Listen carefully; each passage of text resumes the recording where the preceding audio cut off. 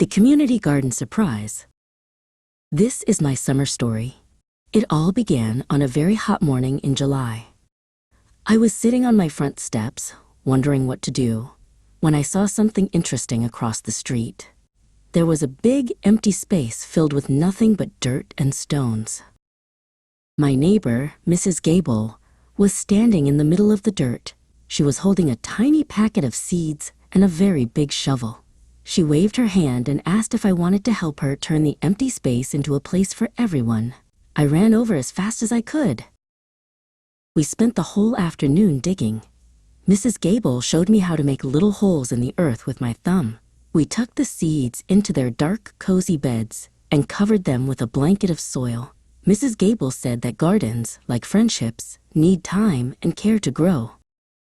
Soon, my friend Leo walked by with his dog. He saw us working and asked if he could help too.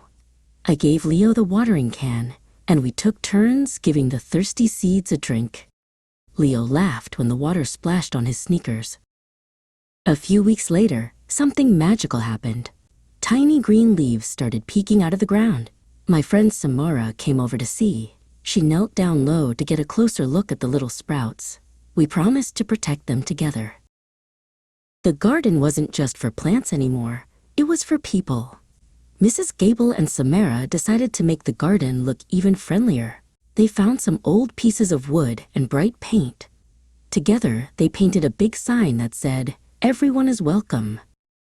One day, the sun was very, very hot. The leaves on our tomato plants started to look tired and floppy. Leo and I felt worried. We knew the plants needed more water than our little cans could carry. We didn't know what to do. Suddenly we heard a shout. Other neighbors saw us and came to help. Leo and Samara started a water parade. Everyone brought buckets and hoses from their own houses. We worked as a team, passing water down the line until every plant was happy again. By the end of summer, the garden was full of colors. There were red tomatoes, crunchy green beans, and giant sunflowers.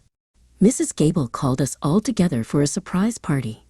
She gave me a big basket of vegetables to share with my family. I felt so proud to belong to such a kind neighborhood. I learned that when we work together, we can turn an empty space into a beautiful home for everyone. The garden grew more than just food. It grew a community. And that was my summer story.